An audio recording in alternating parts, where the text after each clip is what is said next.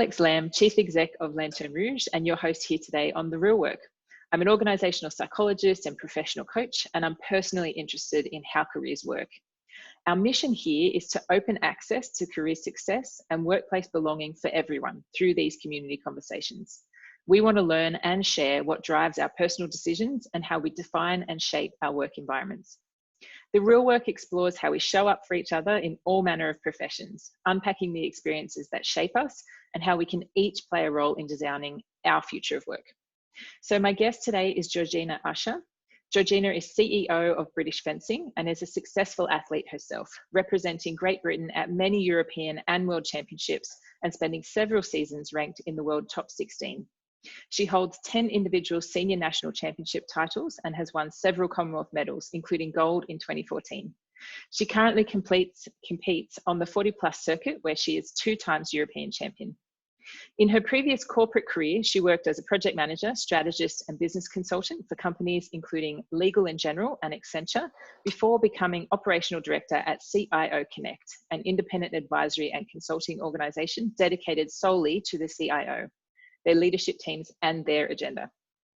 Since joining British Fencing in April 2014, Georgina has successfully implemented several initiatives to increase participation in fencing. So welcome, Georgina. Great to have you. It's a pleasure. It's great to always read those bios. I know there's so much there to unpack. It's quite a rich background. So how does it feel to hear your own bio coming back at you? Well, I think I was first struck about how long it is, which actually just makes me feel old. It was my birthday last week. So yes, so you kind of think, oh my goodness, there's a lot there. And also I've always felt when people read back my bio, how if someone had started at the start and said, what's your career going to be like? And you'd say, oh, this is what's going to happen. It would have been, well, you know, it does feel a little bit random.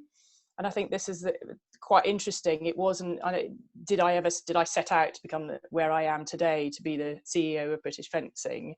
Absolutely not. But my life has taken so many interesting twists and turns that you end up with a somewhat checkered CV, and quite interesting. Checkered is a good word. I often think about careers as zigzagging. Like they seem to, as you said, you know, people used to talk about the old career ladder, which sounded so linear, but now we just talk about moving from one leapfrogging from one place to the next. So yes, it's and I think it's about grabbing opportunities. Yeah. So, you know, maybe when you start out, you have a very defined vision, but after 3 years, my decision to give up work and go full-time fencing was a very kind of, you know, sudden zigzag, if you like, almost completely putting you on a different path. And when I look at some of the other choices around my career, they've been quite opportunity led.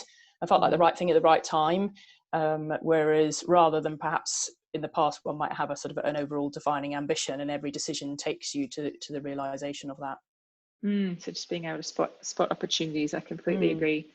So I want to ask so many questions about this. You know, what caused those zigzags, the decisions, what was going through your mind at the moment. So definitely want to dig in. But first of all, I just had some insights, I guess, or a gift, as we call it, from our previous guest. So her name is Vivian Key Story, and she's a female founder. She's based in Vietnam, and she's got this awesome story around innovation, skincare products that she's bringing to the market.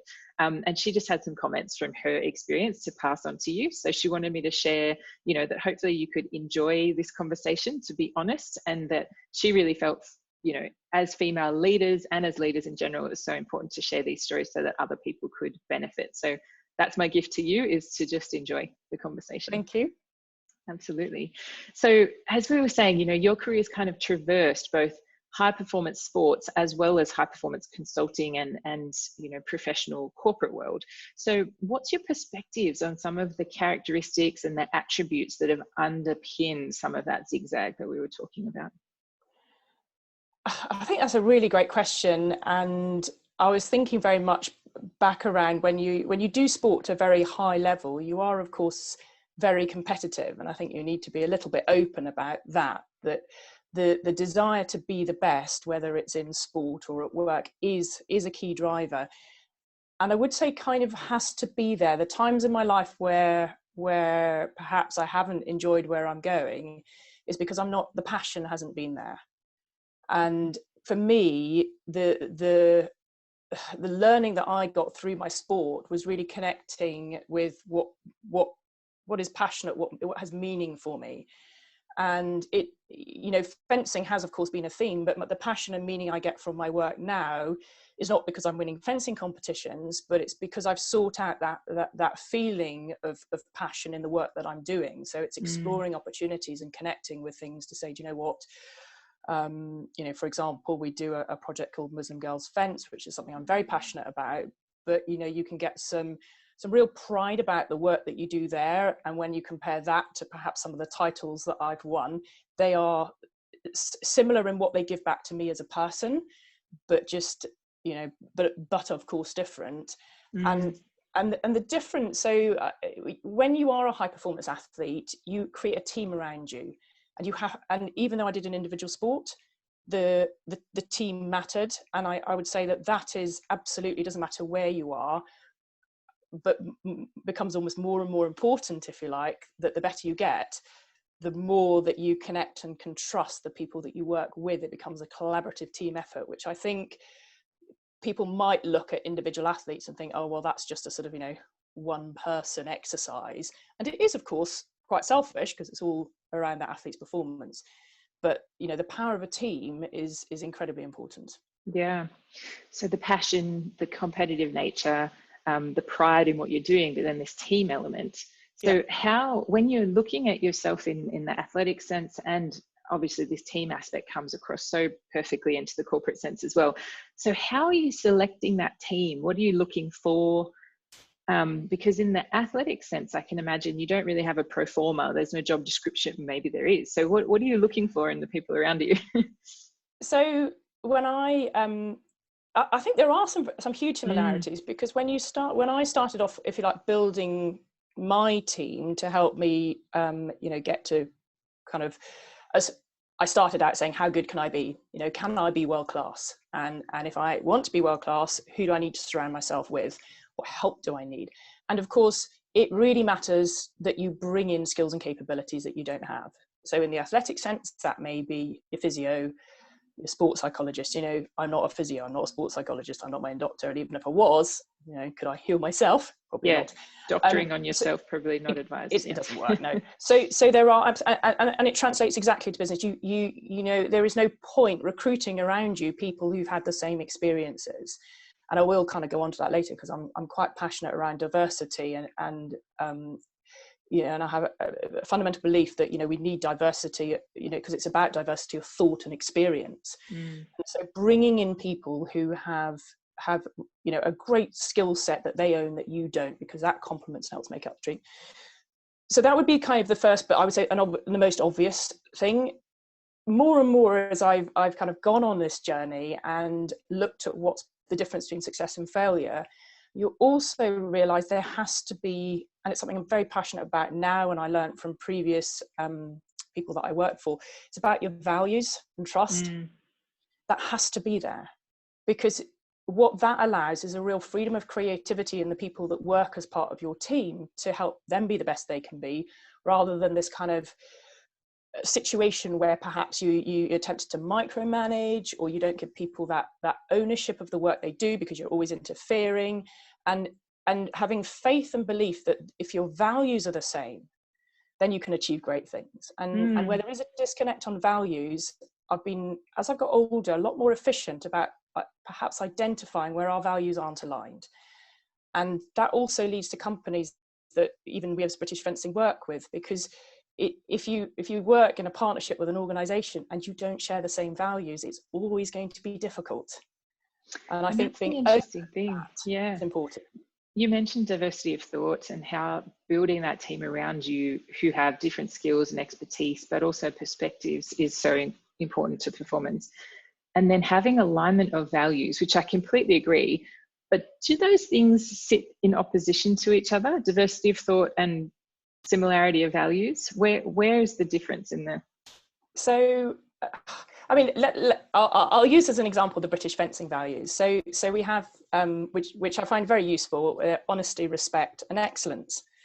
So, in no particular order, the honesty piece is important. So you and I can have a completely different view, but there needs to be honesty, because if and I think this is so important. Particularly as a chief exec, if your member of staff can't be honest with you that they think your idea is bad, then I don't think that makes for a healthy, that's not the work environment I like. I do want and encourage people to try, and I know it's impossible sometimes with my tendency to talk, but you want to give permission for people to say, hang on a second, I'd like to challenge you on that, be honest. Perfect example. Yeah. Really important. But then you have to combine that with respect. And I have to say on this point, I am not a fan of being brutally honest and ignoring how you make people feel. That, you know, those values absolutely don't sit equally. It's as you go through life, you know, I don't know, you know, you're thinking about an uncomfortable conversation that you might want to have. You can't just go into it saying, well, my desire to be honest is going to override my respect that I have for that individual and their views. I might not agree with them, and the respect I have for what they bring either to my organisation or my sport. And therefore I might not want to be, in terms, brutally honest, but I still need to be honest. So I'd be honest in a respectful way. So the values are in relationship to each other. Yeah, exactly. And then the last one is about excellence. And that is a sense of where we as an organisation would like to be. So in the work that we deliver, so it's the thing that pushes us, so that, you know, do we all sit around going, oh, well, you know, that'll do, quick, get it out. Working with people who drive to excel, for me as a you know, I'll probably say an ex-athlete, but I thrive off that. You know, could it be better? And sometimes we do have to stop, because of course I always say our values isn't perfection. Perfection is not a great value to have, even as an athlete. It can drive all sorts of negative behaviours, and that's why I think excellence is a great standard. And working in a team who all want to be excellent is just a fabulous place to be, because everyone's striving together for this excellence. So I think that, back to your earlier question, I don't think that you having a different point of view to me, if we share the fact that we're going to be honest, we're going to talk about it respectfully, and we are driving to make the organisation that we're in, or the product that we're delivering, or whatever it is, excellent, then we're all, you know, we're on the same page. It's a really good way of explaining it, because it makes it, the values in that sense are creating the bedrock. There is a commonality there, and that foundation gives you the sort of the cultural or the team stability to then come up on top of that and have difference of thought and difference of perspective and challenge each other in a safe environment. So yeah, perfect. I love those values. And I completely agree about perfection. It's how does an athlete or even an athletic organization have a relationship with perfection? Where is the boundary? And, you know, it sounds like you've had to I guess analyze that, of like, where do we pull ourselves back? Because I can imagine that would be a gravitational pull for some. I think in terms of the organisation that I'm currently in, I almost don't have the luxury of perfection. So we're very small, we're very under-resourced, and we are agile. And agility doesn't necessarily come with perfection. Perfection often requires time and space to really drill down on one particular area. And what, you know, there just is, perhaps in our speed of working, I think that naturally takes us over the perfection. But, you know, I need to be careful of this, because I was going over, I think it was our annual report for the nth time. I thought, I've really got to stop this, because if I spend 3 more hours on this, is that the most valuable thing that I can be doing for the sport? You know, or is it okay if it goes out, because probably my members, you know, won't kill me for a couple of spelling mistakes or, you know, grammatical errors, but actually it's about saying, you know, what's the value of the time that we spend on this in relation to what we might deliver. And of course, there's that 80-20 rule, which always gives my head. Are you spending 80% of your time on the last 20%, which is okay if you get 80% of value back. But if you don't, if you're only getting 20% of value for the 80% of effort, then you really need to sort of rethink that balance and decide whether perfection is necessary. But, you know, on the flip side, I did spend probably more, well, I say I spent a lot of hours in fencing. When you make a hit, there's a minimum weight that your point you need to kind of depress your point, and it has to lift by. So essentially I need to hit you with a certain measurable force to score a point.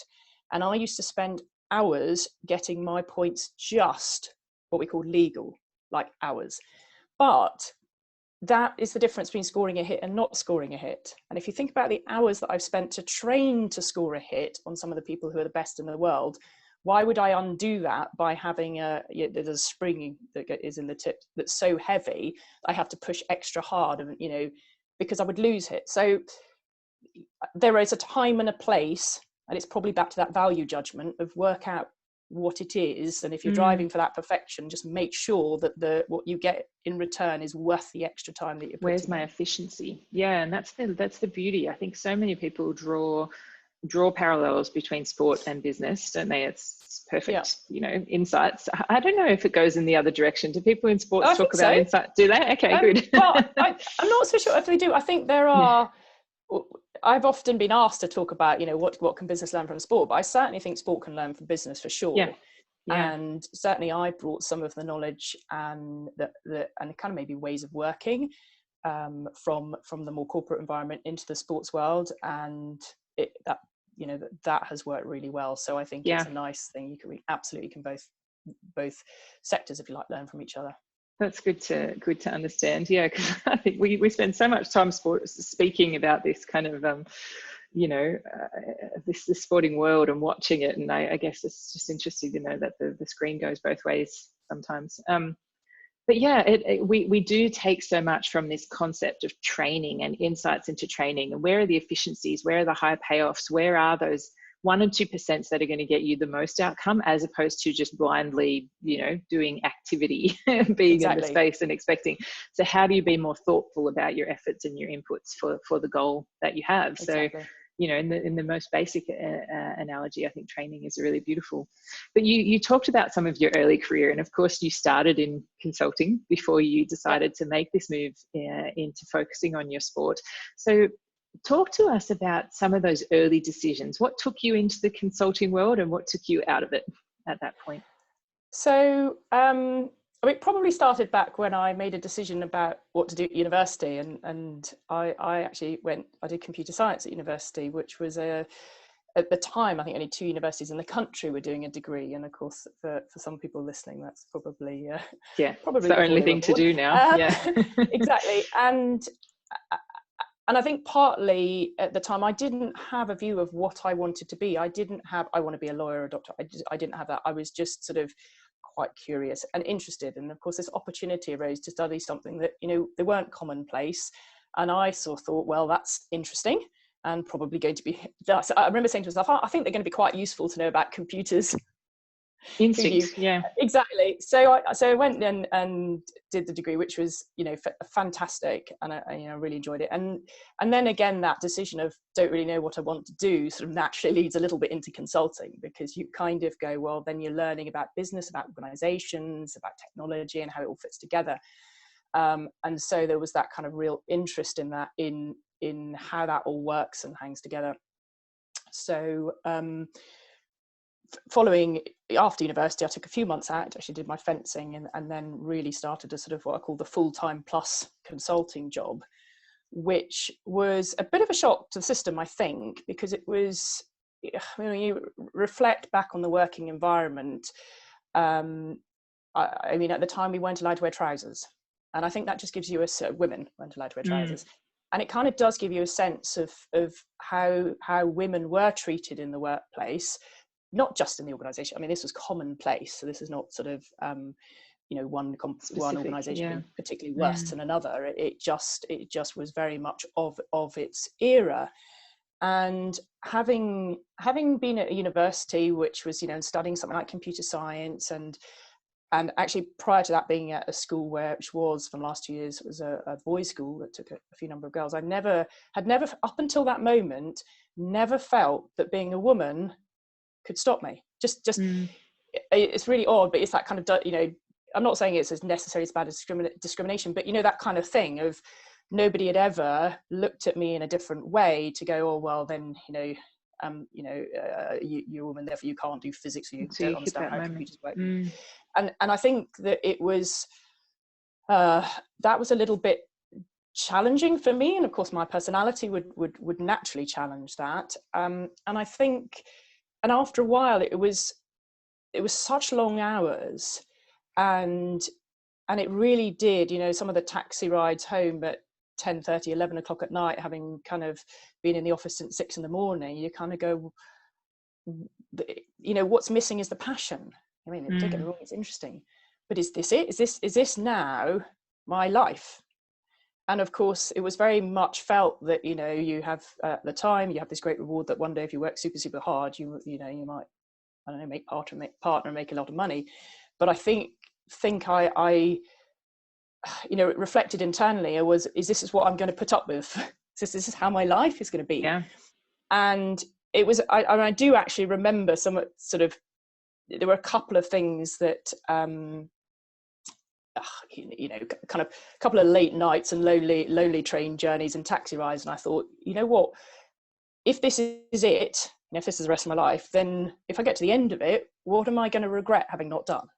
Because I think we all do need to think about that. You know, somebody said to me, oh, when you're in your pipe and slippers, you'll look back on some of the moments in your sport career and you know, and your working career, and be proud, and you should be proud of yourself. And I thought, oh, what am I going to look back on? Not that I smoke, so, but that's good. I was imagining you with a pipe. Yeah. It did bring up a, yeah. But it's that kind of analogy, isn't it? You kind of see yourself as like, you know, if I'm fortunate enough to live to a ripe old age somewhere, cozied up somewhere for reflecting on my life and going, what would I regret? And I very much felt this. I had never, up until that point, poured all my efforts into achieving into kind of this one thing, which was how good could I be in fencing. And I didn't know, you know, of course I tried to, you know, the goal for every athlete is to make it to the Olympics, and I didn't make it, and that's a sort of big failure that we probably can touch on later, because it you know, it's a question that people always ask. But it was a goal, but in my head it wasn't the goal, because for me it was how good can I be? I'm top in Britain, but I'm, you know, outside the top 100 in the world. Could I be a world-class fencer? Don't know. And then I thought, and I do want to know. I know the answer to that question. So I think that was the start of the journey. It wasn't just like, okay, so tomorrow I'll just give up and somehow then, you know, it was, I think it took about 2.5 years. I changed my job slightly. I sort of went contracting so I could earn and save money. I spent a lot of time developing and building my team that I referred to earlier around me, looking at things that I could do in this country whilst the sparring wasn't great, and that's why I had to move to Hungary. What could I do in the UK? Massively focus on strength and conditioning, you know, other aspects of the game, and then save up enough money to ultimately go and train full-time in Hungary for a few years, which is what I did. Amazing. And so it was a real, you know, I love that. If I just reflect back to you, it was this realization, what do I want to do? What do I want to be able to say about myself? I think because there's this athletic window when you're thinking, okay, I'm in my prime at this point, so it's now or never. Yes, definitely. to make this happen. But then you really saw it as a graduated approach. You kind of, as you said, assembled the team and then thought about what conditions do I need to get to take it. So I think a lot of the time people have this fear when they're on the precipice of, even if they've answered that question, they've said, yes, I want to do this, they think that there needs to be a stark change. I wake up tomorrow, I quit my job, and all of a sudden the next day I'm going to, but to say that you were actually graduated towards it, is that what you see in other people, or was that unique to yourself? So I've always felt very lucky, and remember I referred to earlier what sport can learn from business. So I had already been in a consulting environment, which is all about, at the level I was at, project management, planning. And so that was how I approached it. It's like a sort of, you know, a problem. I'm here and I need to get to here. What do I need around it? So, you know, I recently, we were moving some boxes around and I found all my notes that I'd written at the time. And it was quite a comprehensive set of, on all my competitions and notes on what I wanted to do. And it was a very, you know, probably professional program, because it was clearly being written by someone who was approaching it as a business problem translated into sport. Yeah, so interesting. And that I do feel is some of the stuff that certainly sport I think more and more with world-class programs. So when I started out, there wasn't really such a thing as a world-class program, and the UK sport kind of investment has allowed so many sports to really adopt that much more professionalized model. And it really has a massive impact, because it kind of helps and supports athletes within a structure where all that's provided. Whereas at the time I had to kind of create it all myself. But I think that also, I was lucky to have my work experience, because that could be, I could take the skills out of that and transfer it over. I was a little bit older, and probably that was okay back then. I think it was about 27 when I finally went to Hungary. Probably people might argue that these days you might have to be a bit younger. So the big question is benefit from that. Exactly. If I was a 19-year-old, would I have been able to do what I did when I was sort of 23? I don't think I would have been able to do that. So I would have needed help. And so it just came at the right, oddly enough, whilst perhaps people say, oh, well, I felt that experience in the consulting environment. It helped me in two ways. First of all, it did give me a grounding for future my professional career, but it absolutely helped me translate and plan for success in my sport. Which is the logic and the framework for making that decision. Yeah, it's so interesting. And so tell us, you moved to Hungary, and you're obviously there for an explicit purpose, to raise your game and to train. How did you adjust culturally? Can you reflect back on what was it like living in that environment? Well, I've been asked this question before, because I think to some people they'd say it's quite lonely. So I had a small flat, and I think it was on the 4th floor, near the centre of Budapest, and my days they're going to sound awful. I got up at, I don't know, probably about 7 o'clock, made breakfast, got on the bus, arrived at a venue. It was completely deserted apart from the cleaner. I'd sort of run around the kind of running track to warm up, do some stretching, do a bit of weights. My coach would come in and give me a lesson, then do more weights. Then I'd go home, lunch, sleep, and then I would turn up back at club and fence my way through all the sessions, whether it was from the 15-year-olds to the 35-year-olds. I kind of did as much fencing. So I absolutely immersed myself in fencing. So I didn't really immerse myself necessarily in the culture of Hungary or Eastern Europe particularly. I mean, obviously I was living there, but once I had, if you plan for so long to move somewhere, this wasn't the time to go, now I'm going to do Hungarian lessons and do, I don't know, everything I did. Learn about the politics and the, yeah. And I absolutely, of course, in my off time, you don't necessarily spend all your time fencing or sleep. I used to go, it was a bit like fence, eat, sleep. That's the athlete's life. Sleep, yeah, repeat. exactly. That's all it was. And then compete every now and again, and then go back to eating and sleeping. So but to me, it was every day. I do remember getting, I said, this is amazing. Like, I loved it. It was hard. And of course, there were times after training where you've lost every fight, and with fencing, because people are actually hitting you, that can be quite soul destroying. But that's where the passion matters. And I talked about this at the beginning. If you have a real passion for something and a real joy, then it drives you to work incredibly hard and put in all those hours. And to me, it wasn't lonely or boring. It was, I just couldn't wait for the next fencing session. And every day felt like I was achieving and learning something in an area that I loved.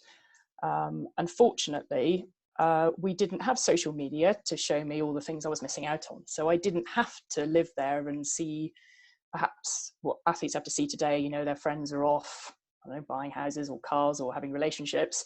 You're sitting, which if you're sitting alone in a flat in Hungary, scrolling through social media now, you would probably feel a lot more alone. But because that didn't exist, once a week I went and got an hour at the internet cafe to email my family. Yeah, so you actually just got to focus. Yeah, exactly. And it was such a, and for my reflections on that, and I was talking to another athlete who did something similar at the same time, who said, you earn no money. To most people, it's a horrendous lifestyle. You wouldn't wish it on anyone. But we just feel so lucky to have had that part of our lives, to have been able to kind of indulge this passion and really focus on something you love. And, and it's something that feeling will stay with me for my entire life. And if someone said, do it again tomorrow, go back in time, do that whole thing again, And I think this is interesting because it makes me reflect on things on certain experiences. If you knew that everything was going to pan out pretty much exactly as it did before, so you're going to do this huge journey and you're still not going to go to the Olympics, would you do it again, knowing that? Or would you make a different life choice? I would, like a shot, do it again. And to me, I can live with that because I got so much more out of the experience than was kind of offset, if you like, by the failure. The journey as opposed to the end. Yes, and it's a terrible thing because, of course, it's people always talk about the journey, but it is so important because our journey is our lives, it's our day-to-day life. And talking back to the kind of organisation that I feel lucky to work at British Fencing, surrounded by my team, because it matters to me that we work well together and we get on together, because they are my team that are around me, are part of my life. I spend more time talking to them than I do my own family. And so it's just sort of, and we are on this journey together, and we should be extremely proud of some of the things we've achieved, but we have to enjoy the time we spend together. And if we don't, then that's the inkling that you know, people we talk about. Sometimes you have to move on from jobs, and it's just because your life takes you in a different direction and your journeys don't match, and that's entirely okay. But let's make the journey as great as possible whilst we're on it together. Absolutely. I often speak to people early in their careers because I do a lot of MBA coaching, and people are always asking, like, what are the steps I need to take? How do I get to where I'm going? And I think often when you're at the beginning, you're thinking, what's the hack? Exactly. What's the quick way? Or just tell me how to do it and then I'll go and do it. I remember thinking that myself. Yes. But I mean, just now where you are and just looking back on what you've said, there's no hack for just taking the path and having the experience. And yes, there's smarter ways you can do it. There's probably some accelerations, some de-accelerations in the learn, but there's nothing that replaces having experiences in your life. It's experiences. And you know, and I have to say, it's hard work. I think it's not fun while you're in it. You know, but if you can make it fun, and this is the thing, if you have passion for it, passion and a work ethic, I'd give you an amazing life. Whereas passion without a work ethic is, I mean, it probably is quite out of control and directionless. And a work ethic without a passion, that just feels wasted. Because that would be the drudgery of what have I spent my last 40 years doing? Well, I've worked really hard, but have I had the passion and the connection? And it's okay to have, I think if you are so lucky, if you can come out as a young person and know and have a completely grounded view of where your passion lies. You know, it's brilliant. And you meet people like that. You know, maybe you are absolutely passionate about being a doctor or a lawyer in a particular area or a vet, whatever. But I never had that. And I often found career conversations extremely tough because of this requirement almost. And it's the interview question, where do you see yourself? Oh my God, I don't know where I see myself. No, don't ask me today. Please don't. Exactly. Where are you going to be in 10 years? I'm like, I don't know.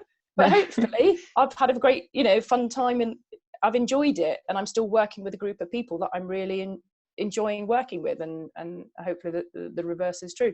So it's, it's a tricky one. And I don't think there are particularly necessary shortcuts. And I think one needs to be not pressurized by what other people are telling you is important. And I feel that there is also pressure on young people to, they are so young, and you kind of go, I'm now in my late 40s, but I can have a change of career tomorrow if I want to, because I've probably got another, goodness knows, for 15, 20 years, however long. But, our lives can take on so many different directions. As you said before, zig and zag. You don't need to be just sort of this way for your entire life. And embracing opportunities and exploring passions is in and of itself a worthwhile thing to do. And not to focus on of course I understand, perhaps if people have financial needs that you have to meet and debts to pay back, that absolutely is an issue. But hopefully starting out in people's careers, they won't necessarily have the dependencies that sometimes when you're older and you've got children and a family, you are locked into at least finding work that provides a level of income. If you aren't locked into that, use that space like I did to explore your passion.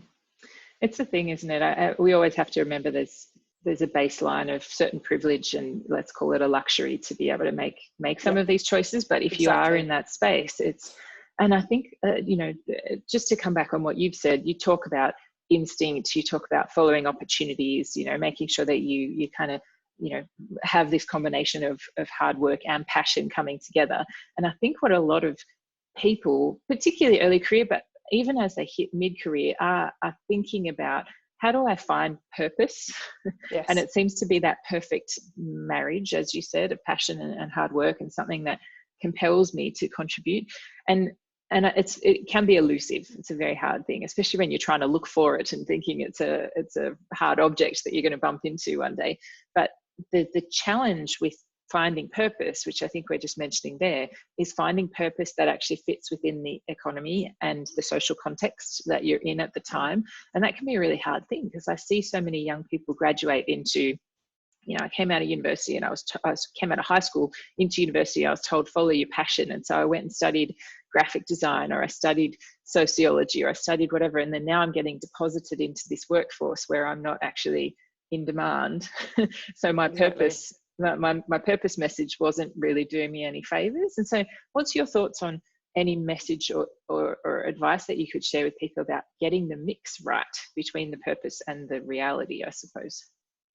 I think that's a really great question, because certainly I would absolutely encourage people to explore their passion at university. I mean, if you don't do it then, the kind of when would you do it? And, of course, like as I said, I didn't have a passion for consulting. I had a sort of, an interest. But clearly that wasn't where my passion lay. My passion lay in this really weird sport called fencing that hardly anyone did. And, and I was, as you said, I had a moment, and the situation I was in allowed me to make some choices. I mean, it's interesting. I do reflect on some of my happiest moments were in a flat in Hungary, where, as I said, it's like that kind of, one room flat with a tiny little kitchen, kind of bedrooms in the living room, so basically a bed sit, and eating, £10 a week as my food budget. My living costs were, I had the same secondhand Adidas tracksuit for 3 years. Wow. I didn't care. I really didn't. It was all about my fencing and getting to do what I loved. My fashion, thank goodness there are no pictures from my fashion choices back then. Yeah. So and actually that has released me from stressing too much about financials, because I know that my happiness is not actually dictated by my material goods. Don't get me wrong, love nice things as much as the next person, but I'm always know that I am confident in the fact that I don't need that to make me happy. But it's freeing. What I do need is a passion and a purpose. Now, I went on a very interesting sort of development course, and we were talking about passion and purpose and meaning, and particularly as you get to a more senior level. So sometimes your passion and purpose does get lost throughout your career, because you get your head down, there's the grindstone, and the years go by, and perhaps then you sort of, think, oh, hang on a second, maybe I was really passionate about, whether it's graphic design or something else, and I've lost that. And I think that I've probably got 2 bits of advice around that. I think one bit of advice stems to, if you have a passion, is to keep talking about it. So I'm a great believer, and it's like, you put stuff out in the universe and it comes back. If you and this is actually how I started Muslim Girls Fence, because I was when I got to the level I was at, I was very keen that that some of the amazing things that fencing have given me, I wanted to pass that on. And it's not just about the act of learning to fence. There's so much more around that. And how could I really help kind of 11-year-old girls who were experiencing tough times at school benefit from something that I benefited from, but I was lucky enough to benefit it because I went to the kind of school that did fencing. So how do we change that and give that opportunity to other people? And it took me years of going around talking to people. Anybody that would listen, I would give them the pitch. And eventually I found so lucky to find an organization, Maslahart, and met them, talked at them as I did, and they were like, this is really interesting, and we connected, and we had this shared values, and from that, this project Muslim Girls Fence has grown. And so for me, that bit of don't give up on that that sense that you want to do something a bit different and keep talking about it. Don't bury it, bring it to the front. So I said there was two things. I think the keep talking about it, and also, and I guess this is more when I get to the social impact side of things and what I feel as a responsibility. It's harder when you're going out, but hard work will, in often many of the businesses that you're talking to people in, you'll be successful.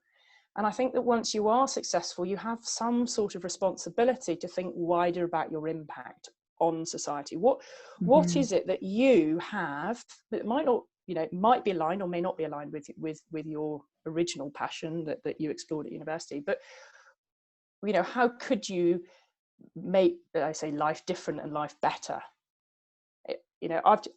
My project is so small, but it's had such a big effect, particularly on people that leave the project. And I kind of go, you know what, I'm not going to save the environment. I don't have an expertise in that area, but I feel that I've got to the level where I have a responsibility, and I talk also about diversity. You've got to understand that if you want boards that are diverse, that have got more women, more people from different religions, different ethnic backgrounds, you can't just sit and go, oh well, I put the job advert out and it's anyone can apply. You have a responsibility to reach out to those members of the community who because of what they've experienced in their life maybe don't think they're good enough, or don't notice the job opportunity, or would, we often say women are not so good at pushing themselves forward as men. And so, reach out to people and be proactive about bringing people up and bringing people through. But also nurture them from the grassroots, is what you're saying. If there's this 25-year objective, it's not a hiring today. It's how am I planting that seed for the next cycle of boards or whatever it might be. Absolutely. Yeah, I agree. Purpose can be so elusive, but I like these ideas of like continuously talking about it, because it's going to roll, and you're kind of doing experiments to see where does it land, where does it hit, and where do I then see my opportunity. But as you get more senior, thinking about it realistically, like someone's going to save the environment. So if that's a listener's objective, then that's great. But for you were saying have an impact within my span of control that I can actually see an outcome from. I really completely agree. And so you mentioned the F word before, which I know is something that you've explored in your career. You talk about it as failure, and I was almost thinking when you mentioned it before, you threw it out in a kind of cavalier way, but I know that you've explored it and really thought about it and analyze this concept of failure from a few angles. So can you talk about that? Obviously you mentioned you had a goal, one of many goals, to go to the Olympics, which didn't eventuate. So how do you see that experience today now that you look back? So when I think about not making it to the Olympics, I always talk about being transported back into a sports hall in Armenia, and I remember the fight a bit like it was yesterday, and everything that I had kind of, this moment that I had built up for didn't happen.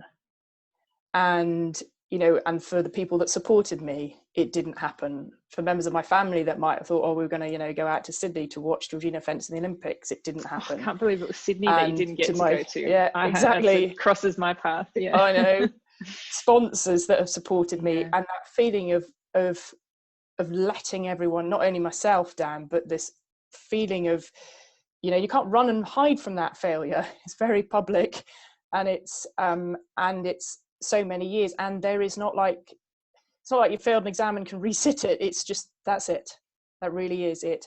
And it's taken me years to reframe that in a more positive way, because I think that when with a huge emotional investment as well as financial and everything else that you put into something, when it doesn't work out, there is the tendency to just want to shut down that area of your life, reject it, kind of almost pretend it hasn't happened. But the problem with that is that it sits there as this kind of big thing that you haven't really come to terms with, and then has the potential to be that lasting chip on your shoulder. And particularly if you want to stay, and at the time I didn't know I wanted to work in sport, but if you wanted to be in sport and people talk to you about, you know, what have you done? And as soon as they find out that you were good at something, inevitably they will always ask about the Olympics. And so to kind of black box that is not healthy. We're going to have to, you know, because people keep opening that box door. Unpack it. So Yeah. unless you're going to cry every time someone opens that box, you're going to have to frame this experience that you've had differently. And so I think that it certainly wasn't an overnight kind of journey for myself. And it you know, so it took time. And I think some of what I reflected back to you already in terms of reframing the journey and understanding that, would I, you know, things like, would I do it all again, knowing the outcome? If so, what else did I learn from it? And then also going, am I defined therefore by my failure? Is that the thing that, you know, they're going to put on my gravestone, Georgina Usher, no brackets, didn't make it? Failure. Yeah. And I was like, no, you know, that becomes so much less of my story as I get older, of course, but it also becomes a sort of part of the story I need to kind of embrace and be proud of, because, you know, trying and failing is something that if we as a human race did not try and fail, we'd never go anywhere, would we? Yeah. Because it's that repeated trying and failing and trying and fail that you know, that's where creativity happens and amazing stuff happens and good things happen. And there is such a I think the F word, you say it's the F word, it has so many negative connotations. It's a bit like people do everything they can to avoid failure, whereas we have a bit of the CEO chat at British Fencing is all about failure, because what it is giving people permission to do is say, look, you're going to come to British Fencing and, you know, you'll have your first year. And I said, and we really do embrace failure as a way of learning. So let's say you do 5 things, you know, you're going to fail at one of them and it's going to be your fault because people make mistakes and we're a team. We're all going to be here. So the moment that something looks like is going to fail, you let us know and we're going to right behind you because we've all failed. And that's so powerful, because a blame culture where people hide failure creates all sorts of problems. You want to get those failures. You want to, you know, help people recover from their failures, because sometimes, you know, and people, and, you know, and you learn from them. Now, clearly, if you don't learn from them and make repeated failures on the same things, and that's a slightly different conversation. Yeah. And I said, you know, and then the second thing out of the 5, you're going to be a failure and it's not your fault. Something happened, and honestly nobody would have predicted that coming. And again, it's okay, because it's happened to all of us. We're all going to get behind you, we'll help, you know, we get together as a team, we'll help fix that. And then what you'll have is, you know, 5 projects. 2 of those projects will just be kind of run of the mill, okay. And then also look for something. Look for that project, that one thing. I said, it doesn't necessarily need to be core in your workspace, but something that after the end of the year, when people go, how was your work at British Fencing? You turn around and you go, do you know what? I was really proud of this. So every year, look for something. It's back down to that purpose and passion, and find that. And if that is in a slightly different area, let's talk about how we can make that happen for you. So you're not just sitting in the kind of churning the handle, the boring bit. Find something that that you can really, that's where that excellence, you know, back to the thing, the striving for excellence. Find something you could be really excellent at, and that's going to be exciting. I like hearing you say that. It's from a psychology perspective, obviously failure, when we rethink about it, we re-wound ourselves, we replay that tape, and it's, you know, we, depending on the story that's on that tape, you're kind of grooving it deeper and deeper into your mind. Whereas what I hear you saying is counterbalance that with things that you're proud of, which again, as we tell a story to ourselves of the things that we're proud of, it creates a different set of hormones, a different set of chemical reactions in your brain, which actually allows you to open up.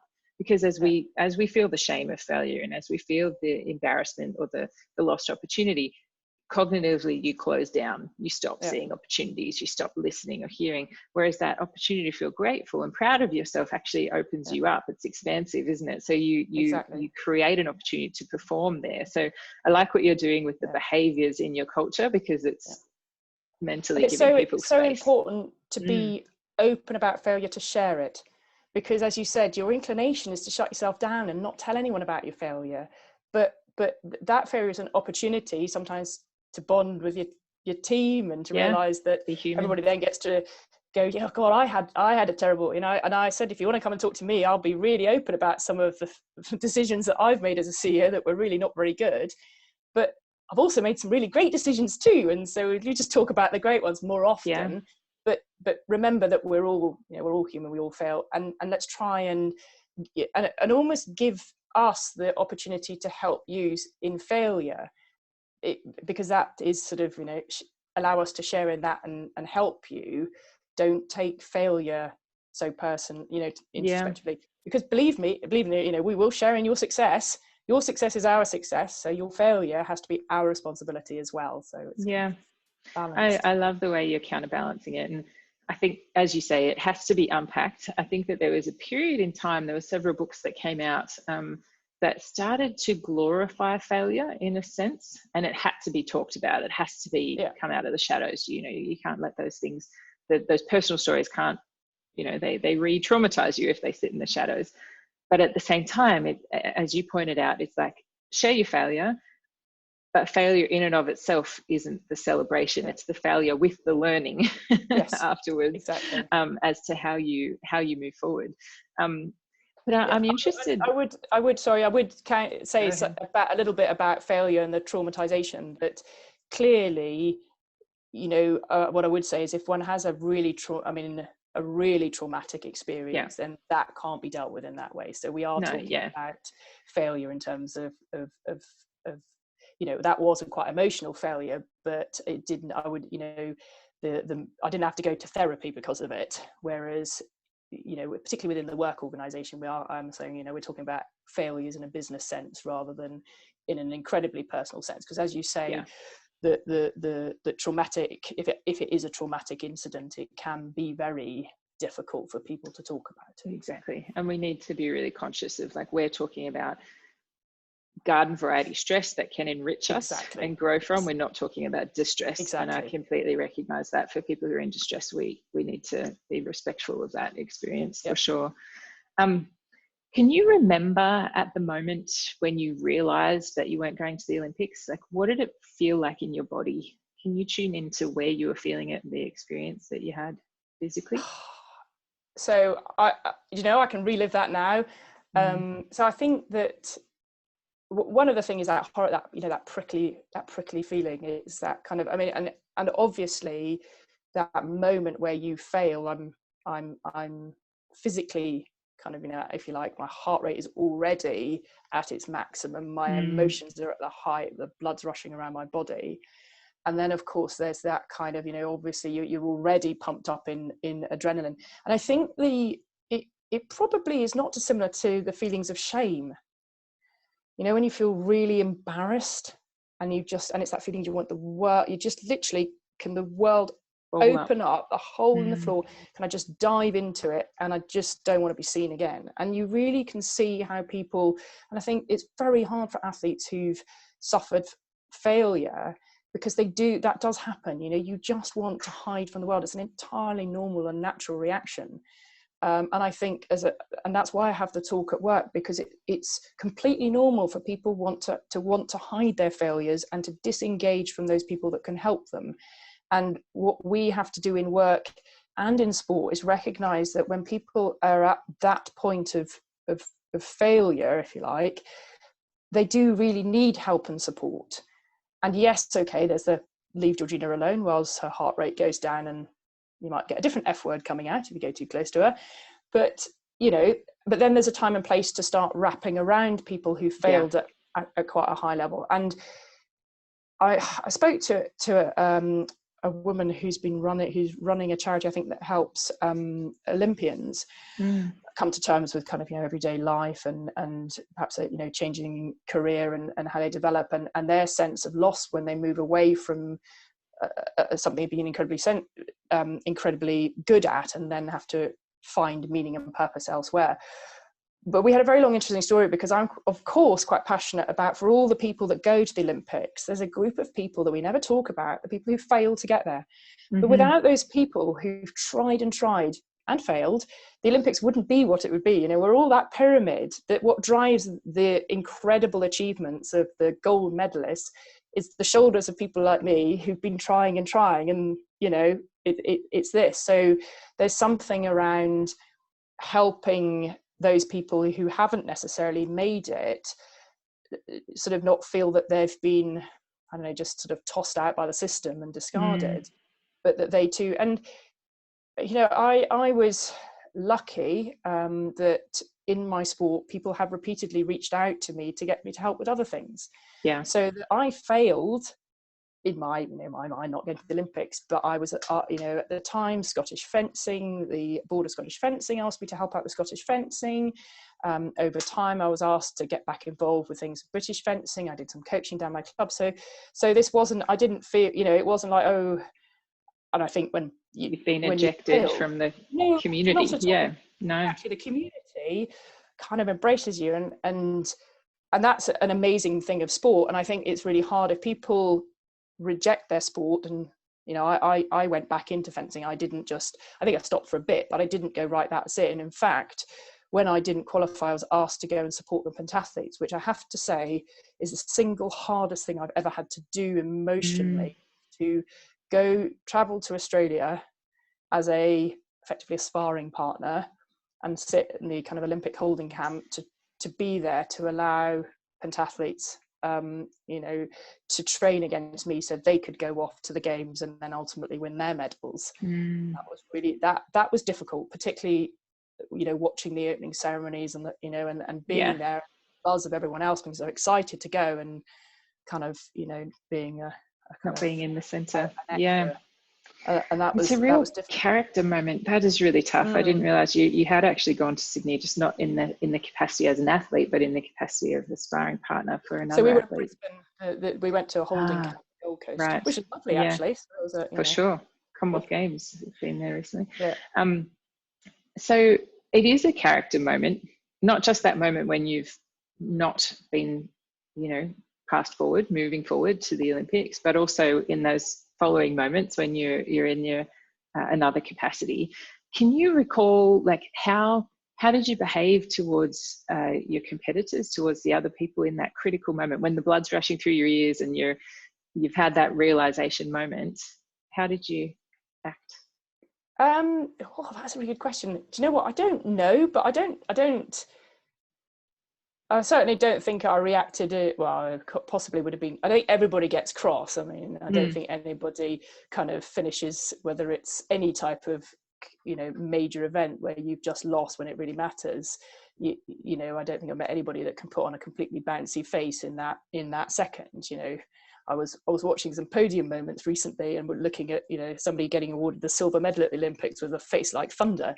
You know, and I was like, you know, it's difficult. You're not going to, you know, graceful losing is a very difficult thing to do. And if all you can do is just keep your face straight and say nothing, and that's the best of it, you know, it's the best of it. Then you've done a good job. Yeah. I mean, I'm not a person who throws masks or weapons, or partly because they're quite expensive, and there's always that bit in the back of my mind of I paid the sort of safe. There's two things: safety first, and secondly, I paid for it and I'm not damaging it. But it was, I was very lucky. We had a team at the time, the team manager there, Graham Watts, who had been incredibly supportive, and so I had people around. You know, I wasn't alone. Yes, I was alone on the pitch, and the moment of loss is a very personal loss. But having people, you know, people around me, we were part of a small squad that were out there. You know, everybody had known my journey, gave me the space that I needed, and were there to support me. And I think it's back down to who do you have around you at important moments in your life. Yeah. And those people are so important, because the right people help you cope, and rather than you know, because I certainly don't remember that I particularly, you know, physically or particularly emotionally, I'm absolutely sure I cried. Yeah. A lot. If ever there was a good moment to. Yeah. Yeah, there would have been a lot of tears, but it's not but I was never a kind of athlete that would necessarily do anything other than put a towel over my head and have a really good cry. Private moment in a very small space. Exactly. The reason I ask is that the Tour de France finished recently, and I don't know if you saw, but they had one rider who was in yellow. He was winning for 18 odd of the 21 days. And it came up to day 20 when they literally have, just the ride along the Champs-Élysées left. And it was a Slovenian rider, and he lost to another Slovenian rider literally on the last day. Yeah, I heard about that, yes. And they're, I don't know how big Slovenia is, so I'm assuming in my mind that these two people know each other. Yes. Because they're in this, very niche sport, and so, but to see how when they have those moments of realization, because they're in a time trial at the end, so not everyone's crossing the line at the same time. There's a period of time before they realize what's happened. And of course, you see that he's crushed, and you see both people crying. But then for one person to approach the other and say, in this moment, I only have a 30-second window to tell you well done, because I don't know what I'm going to say later. Yeah. But here is my character moment where I can or cannot, rise above these emotions and these feelings that I'm naturally having. It's so charged. Exactly. And I can't begrudge people who throw their equipment around in that moment. I can only imagine that's how I'd feel. But when you see, for an outsider who's not a professional athlete, when you see someone behave that way, that's part of the emotion of sport, is seeing the camaraderie and the bravery that comes with losing, actually. Exactly. I mean, we in fencing, there's a whole etiquette around fencing, and of course that etiquette is ingrained in you. So if I'm fencing you, when we finish, we salute each other and we shake hands, and we shake hands with the referee, and then we go to our bag, throw down the mask, get the towel, and have a moment.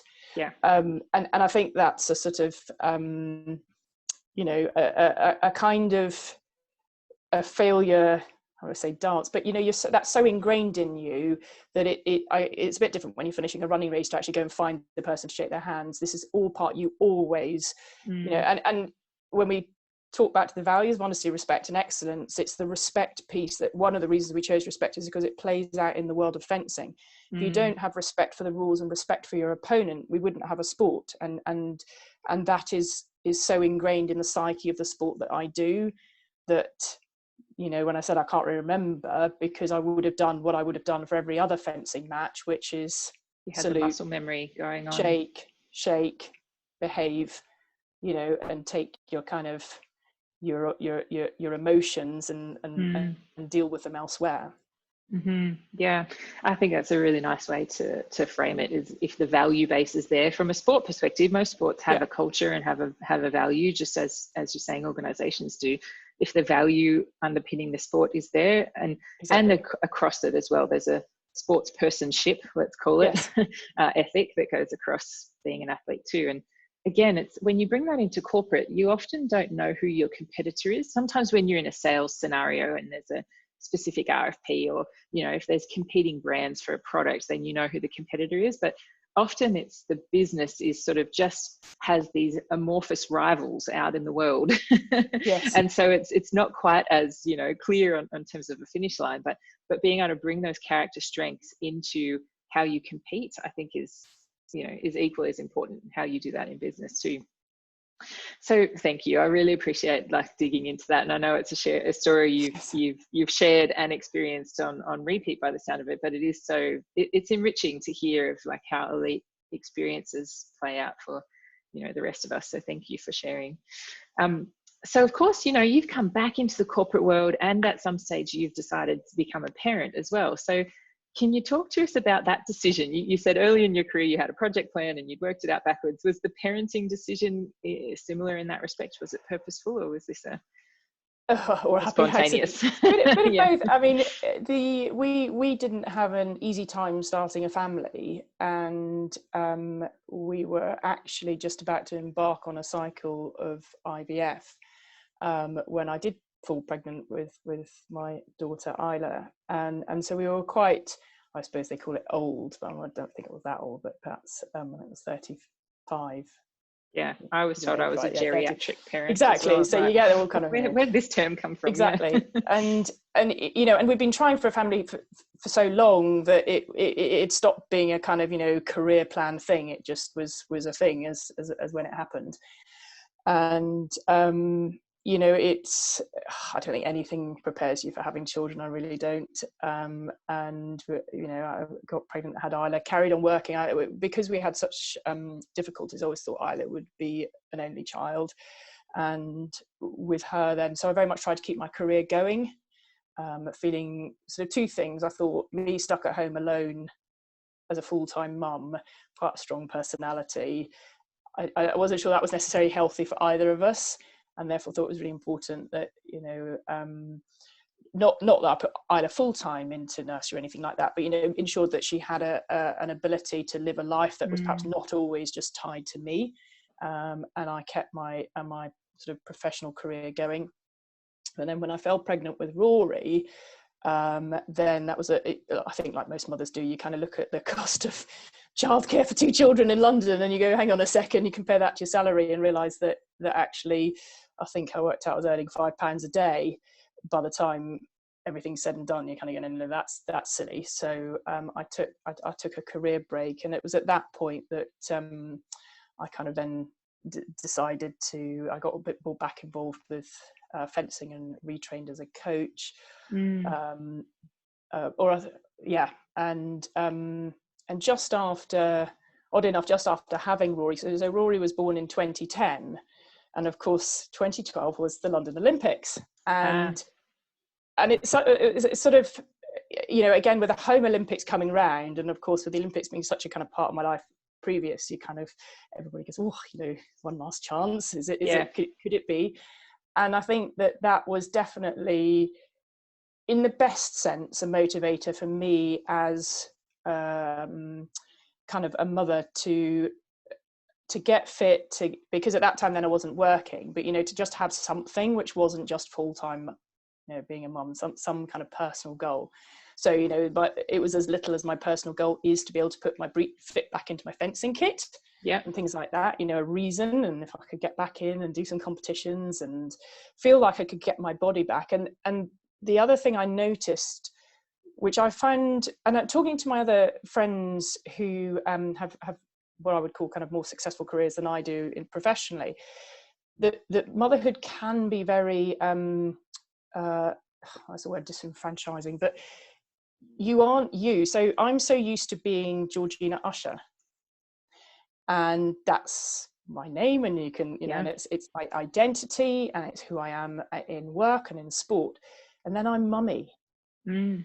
Like I go to the doctors, how's mummy? I mean, it's just like, no, I'm you know, you kind of want to go, but I'm here, I'm still in the room. I'm not defined by my relation to that other person. Exactly. And I really struggled, and I think this was both with Isla and with Rory, but the way that sort of the health, and I get that, I understand all the reasons why, but as soon as you get pregnant, you know, you are referred to a lot as, you know, how's mum or mummy, and I'm like, I'm still a person, I might be pregnant, but there's kind of desperation for me to hold some sense of me as an individual, to kind of cling on to it like this little lifeline, because you lose such a lot. You lose your, you know, I have to say, you lose your sense of self, your body's all over the place, and as an athlete you're very conscious of all the changes that you're noticing it all happening, and of course there's that fear, is this forever, am I, you know, so you're losing control of your body, you're losing control of your identity, you know, you're used to being in control over everything, and suddenly you can't plan what day you're gonna, well, you can, if I suppose, in some ways, but, you know,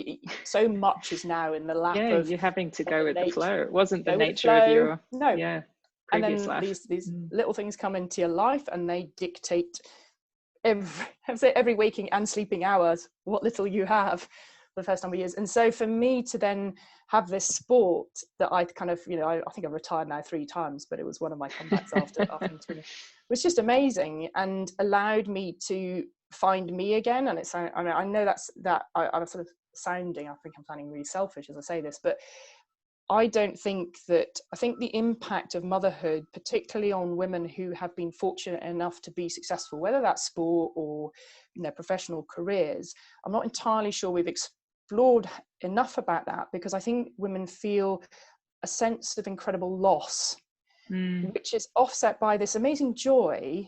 Don't get me wrong, you know, we're all so happy that you can't kind of, everyone goes, oh, you're so lucky, this is amazing. And of course for us, because we're very lucky, even more lucky, because we thought we weren't going to have children, so this is all this incredible thing. And then there's this sort of intangible feeling that you're not quite sure, you know, what's happened to you, as in me, Georgina. And I think that from talking to other mothers, and perhaps maybe it's an age thing as well, that there's just it just takes a while for that all to kind of to start to slot back in, and for you allowed to get your sense of self. And I would say getting back into fencing in 2010, and I think then I think I won, got into the top 3 in the country by 2011, went to European Championships again. It was kind of back where I was at, didn't get to the level where the Olympics was a realistic, there was always a chance, but it wasn't going to be like the sort of Sydney endeavour. And then moving on to my Commonwealth medal in 2014, that journey for me, I think, was very, very important in terms of getting my own self-identity back. Yeah. So I'm very fortunate that I had that, given that I had actually then, given up work and having. Yeah, amazing. I didn't realize that some of your athletic achievements had been post kids. So absolutely. And I think that the things that you're saying around identity and getting yourself back, there is, an arc to it, isn't there? Yes. It doesn't happen immediately straight away. There's an ongoing aspect. I have heard recently that there are some petitions for female athletes in various different sports, because I know they're all in different bodies and different, countries, to start taking maternity leave, because of course their athletic career crosses over with some of their fertile years, let's call it. Yes. I know that sounds quite crude, but do you have any perspective or thoughts, things that you've observed particularly from an athlete's perspective, of some of the decision making that goes into competitive years and planning kids, and whether maternity leave is even possible within most bodies? So certainly in fencing it is. Yeah. And there are so many stories of top level fencers who've gone to the Olympics, won a medal, planned their pregnancies, for the year off, and then had their child and then got back in and straight back up to level. And I think if you're already, I think it is harder if you're already at a level and then you can, go away and come back quite quickly. You're going to get up, from fencing terms, back up quite fast.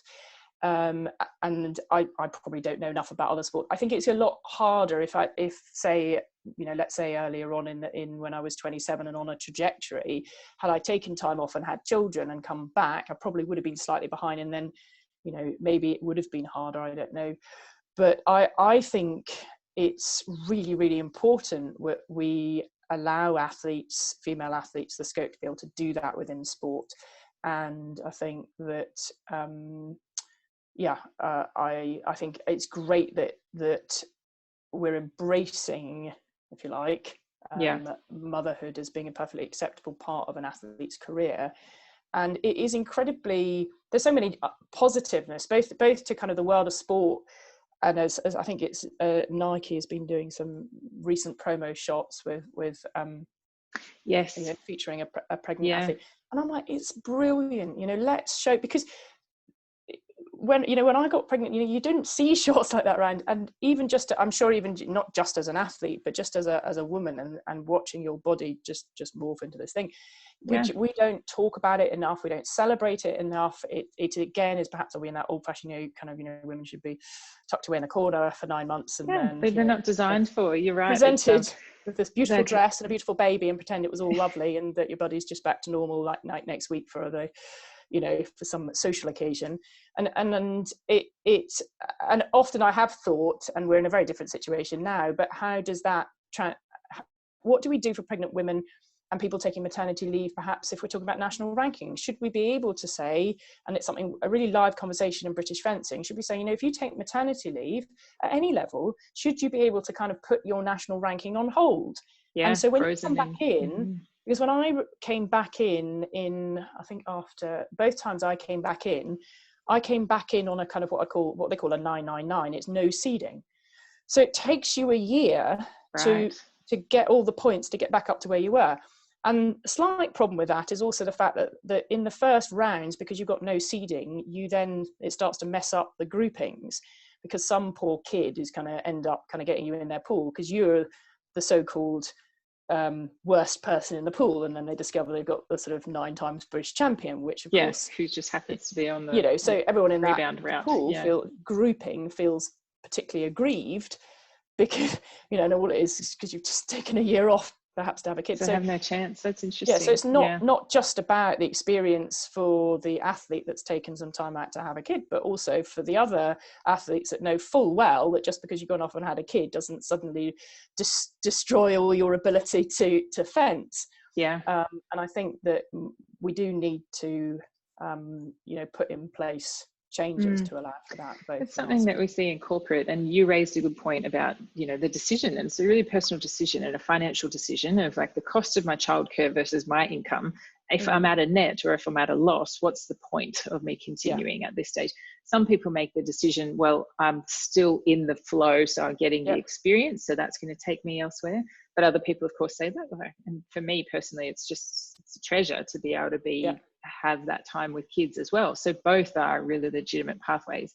But we're seeing corporates who are saying, okay, if you're taking maternity leave, but you're on a certain promotion pathway, we're going to give you that time. We're not going to say, okay, you had a year out and therefore you're a year behind on your promotion criteria. If you were hitting and on that trajectory and achieving your goals beforehand, then we're going to assume that you are still still on that pathway, because otherwise that's when you start to see this divergence of like same as you're saying, someone doesn't come back into the corporate world in 999. They've come back in with skills, capability, and in fact probably have taken other skills from their experience in their family that they bring back into the workplace to enrich their competencies as well.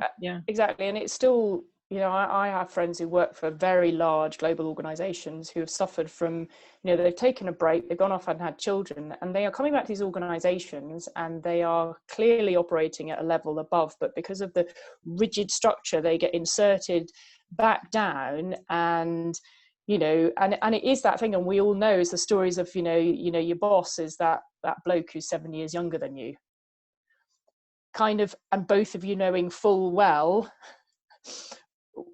where the real ability, in terms of ability, where you sit, but in terms of the fact that you're coming in having taken a career break as a woman, and therefore you are automatically kind of that much further down, and you will never get that opportunity to get back up. You're always just depressed down. And as you say, it for me, I don't have to face that, fortunately, in my role being the chief exec, but I listen to stories of friends of mine who've gone back into the workplace, and it hugely frustrates me that companies don't look at as you say, all the other skills that women who have taken career breaks can bring back into the workplace, and value them in any way.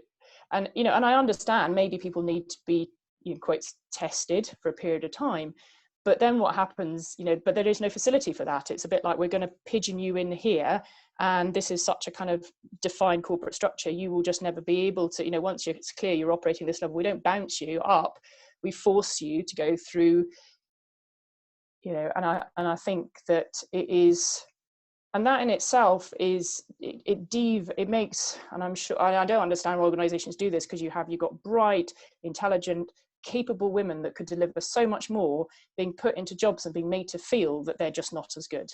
And this is a huge challenge that I think we're seeing, particularly through COVID, is like, there was a report that's come out yesterday from McKinsey just showing how many people at this point in time are choosing to leave the workforce because financially they haven't been able to make it work, and because childcare has become so much at the forefront. And so we're potentially at this moment where all the hard work of bringing female talent through the ranks may be compromised. So I really want to see how that plays out. But at the moment as well, it is like, even for people who are remaining in the workplace, the responsibility of childcare on top of means less sleep, less personal time. And so all of these things that we're saying around find your purpose, find your passion, it's really fair weather discussion, isn't it? It's still very valid, but it's like when we're in these crisis moments, when your kid needs you financially, you need to hold things up. There's just, things when push comes to shove. And I had somebody, a friend of mine, who said to me today, well, how are you? And I sort of, skirted the question, as we all are very good at doing, because I don't really want to, she said, you dodged that question, because I didn't ask how was work, I asked how you were. And I was like, well, good call on the friend's half. But we are you know, when you are living through incredibly difficult times, absolutely, you know, your kid is sick, you know, it's a hierarchy of needs discussion, and clearly we don't get away from that. But I think that you also look at something like Black Lives Matter, and you kind of go, now is not the time, just because we are all focused on COVID, to ignore that there are, if you like, I don't want to say battles that still need to be fought, because I know that's kind of a motive, but I do believe, you know, we are still engaged in a struggle, and that's struggle on gender equality, whether it's struggle in, you know, diversity struggles. These struggles, they need to be kept live. Absolutely. And they are important, because we are not going to be in lockdown forever. And again, back to that sort of, you know, what difference am I really making in the world? And absolutely, sometimes you go, do you know what, I need to check out of this for a period of time, but we can't forget about some of the bigger picture items. And it may mean that all we can do now is, you know what, I'm going to do 20 minutes of reading up about kind of, I was reading a bit about colonialism and you know, just immersing myself in a topic. That's maybe all I can give right now to someone else's area of kind of, you know, someone else's area of struggle, but it is something I can do. Or positive. Just to be that friend who asks another person, hey, you scared of my question, I really genuinely want to know who you are, how you are, and who you are. But I agree, I think people think so grandiose, and actually just the person who's sitting in front of you and just being aware, building awareness of other people's struggles, that starts to break down. And of course, recognizing the fact that some people have double, triple whammy, you know, you're not just female, you may be a female immigrant from a certain heritage, you know, from a certain socioeconomic area. All these things, you know, they accumulate on people. So it's but this is one thing that we're seeing through this moment, is that companies, some of the best cultures, are starting to double down on things that help people be more human, whether it's learning, whether it's, you know, how they get contributions to childcare that accommodate in-home care, so that at least you can go out and check Jessie's, you know, foot when they've stubbed it at lunchtime, like it, you know, without like, how does an organization become part of a social force that reduces some of those frictions for the people? So we're seeing an increase in coaching coming out, because it's digital coaching, such a beautiful thing that can get into people's homes. You can be there for an individual, address their needs without, and you can make it programmatic so you can scale it, but it can address, like, you know, how are parents reacting? How are young people experiencing the workplace, because they're not there role modeling or observing other people. And it's so hard for young people, because I think it's such an interesting area that you're touching on here, because we're a very small organization, and we were talking about what we've lost in terms of the ability to physically meet up in the office, and who does it impact the most. And we were sort of asking people how they feel about going back to the workplace.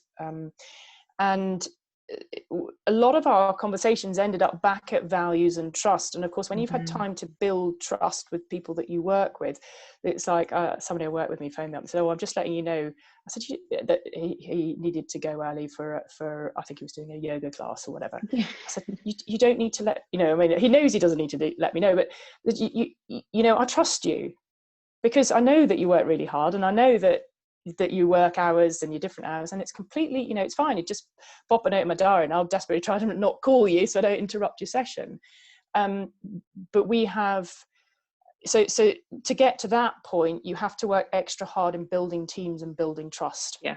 Because then it works. Whereas if the trust isn't there, then it all starts to undermine. And watching young people coming into workplace, how can we digitally build that trust, whereas it sort of you know, has already been established with perhaps the teams that were able to physically establish themselves. And it does have to be also, I think that so people in leadership positions have to reframe their mindset, and have to look inside themselves and understand their propensity to distrust and what damage that can do to an organization. Because I think often people say, right, well, you know, I'm the chief exec, so will you come in and do a thing for my team, etc. But actually sometimes the person that maybe needs to change the most is the chief exec, because if you can't role model it right from the top, it doesn't really matter you know, it's not going to work, because people are always going to know, well, the chief exec says it's okay, to you know, I don't know, to adjust my hours so I can just dip out for an hour to do my yoga.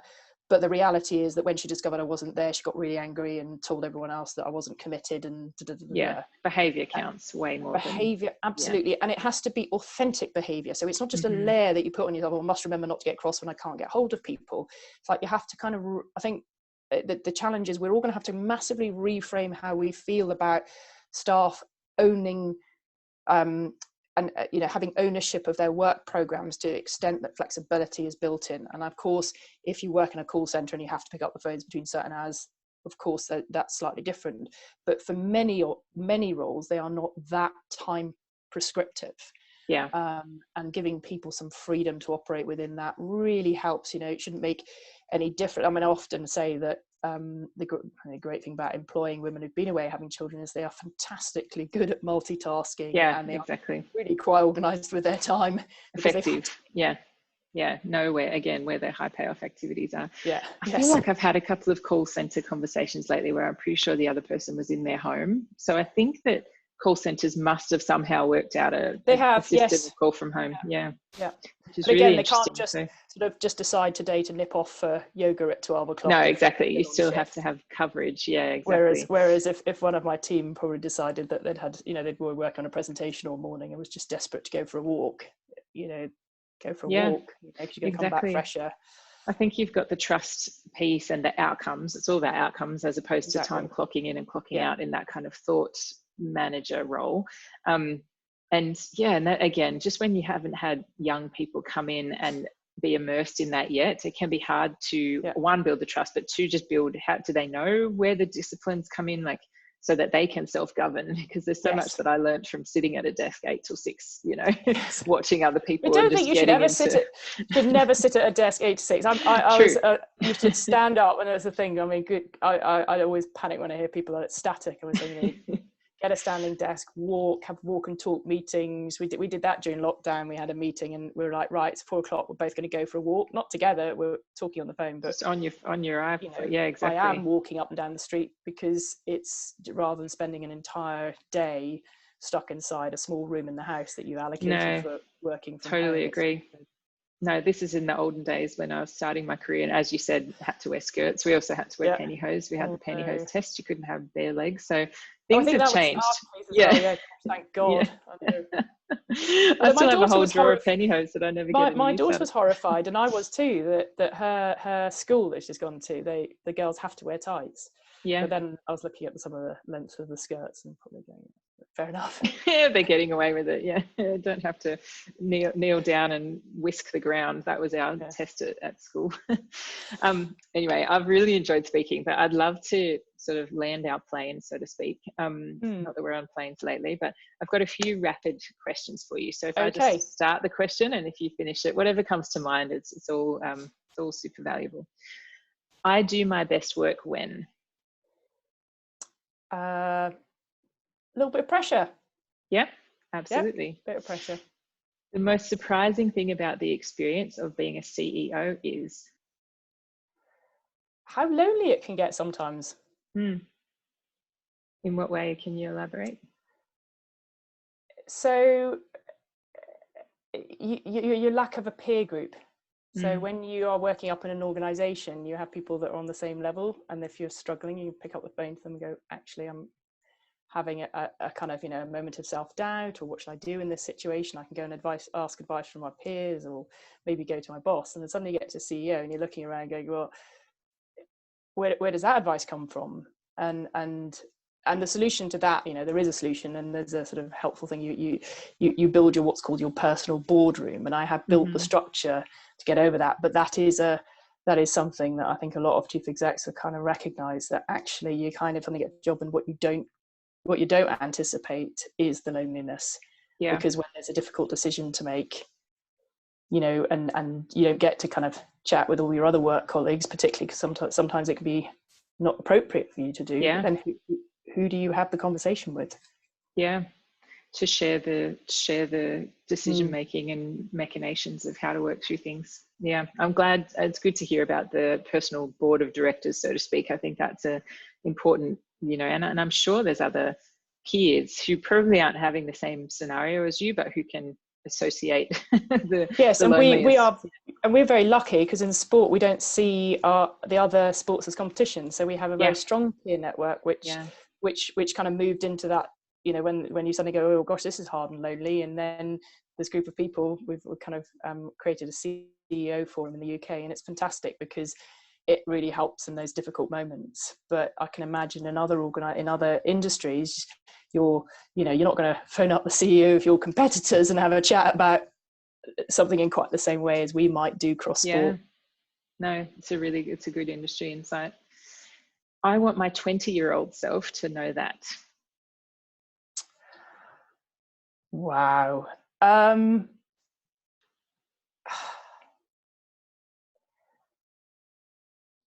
Gosh, that is hard. If I could package up the feeling I had in the 2014 Commonwealths when I'm on the piste, and it was super important. I really wanted that gold medal, but it wasn't as important as my family, and therefore it took just that little bit of pressure off. I know I said I perform well under pressure, but not so much pressure. And I think that if I could just release myself from that, it's very hard, that maybe it's that last 5% of pressure in a way that children force you to release it. It would be incredible. And I don't know how I would articulate that and give it to my 20-year-old self. But my God, if I could give that 20-year-old one gift, it would just be that sense that you get when your entire world isn't just on your performance. Yeah. So interesting. I have an experience like that from my career where I had a certain piece of a project that just wasn't going well, and I was so focused on executing, to the T.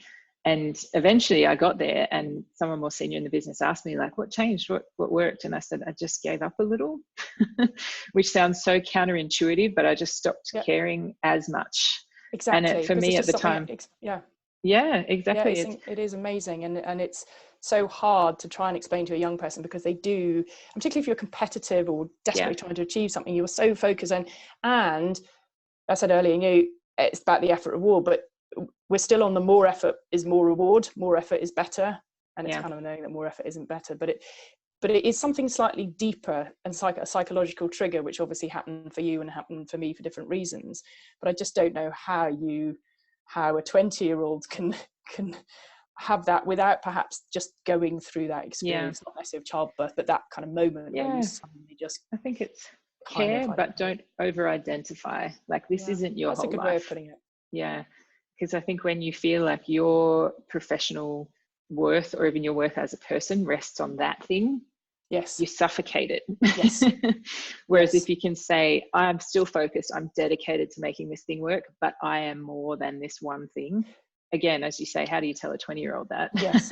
But do you know what? That is spot on, because as I said earlier, I didn't like the fact that suddenly I was only mum and then had to get back to being Georgina. But the fact that I was Georgina and mum did release me from that over-identification in terms of Georgina Usher as the athlete that's never won the Commonwealth Championships, So diversify your worth goals. I guess is like where you measure yourself. Cool. All right. Well, if we were mentoring other women in your professional space, what would we want them to know? I think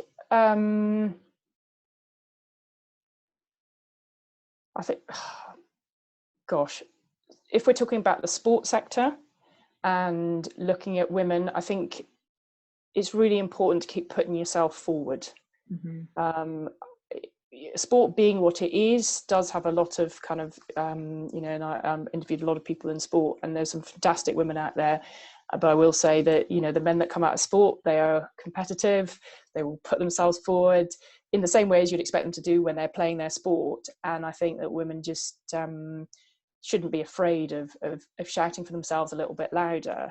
And I think probably that's true across all sectors. But also, it's I have found the sports sector amazing for supporting women. Amazing.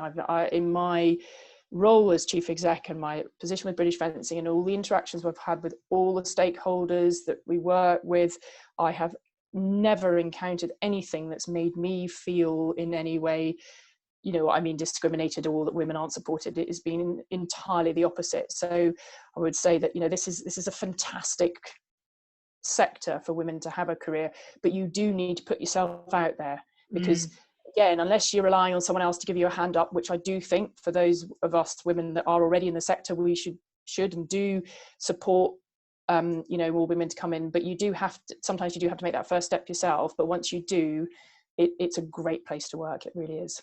Absolutely. So take a little bit of self-promotion. Don't be bashful. Yeah. And my gift to the next guest is,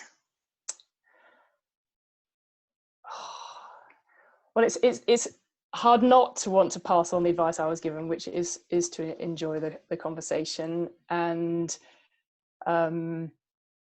maybe I can talk a little bit about the sort of fear of failure. And I think one always is with any of these things perhaps worried about how one is judged and perceived, and I think suspending that is really important, because nothing of what we say, whether it comes out of it wrong, is wrong. It's a view, and it has value and meaning on a level, and I think that if we can dig deep on some of the topics that you know, if we can dig deep on the topics that matter to us, we've got gifts in and of themselves that can be passed forward. And that, yeah, so I'd say just deep breath and go for it. Love it. And I think that's a gift to me as well, because I've felt the same. I come into these conversations and I think, oh, am I going to phrase it the right way? Or do I know enough about this area? Or am I a bull in a china shop? And because the people are letting me into these discussions about Indigenous health or women in sport, or like being, you know, same-sex attracted in a artistic world, or like whatever it happens to be. And I think, oh, do I have the right language? But actually, even just recognizing that being involved in the conversations is a gift in itself. It is, even if you get it wrong, show up. Exactly. You're showing up. So that's value. So I will pass that forward. Thank you very much. And I'll take it to heart myself. So thank you, Georgina. I've loved speaking. It's been an absolute pleasure, and I've really enjoyed our conversation. Yeah, I'm glad to hear it. The Real Work was hosted today by me, Alex Lamb, and wouldn't be possible without our contributing team here at Lanterne Rouge. Production support is managed by Mark Hayes, and that's it for now. So we'll see you at work.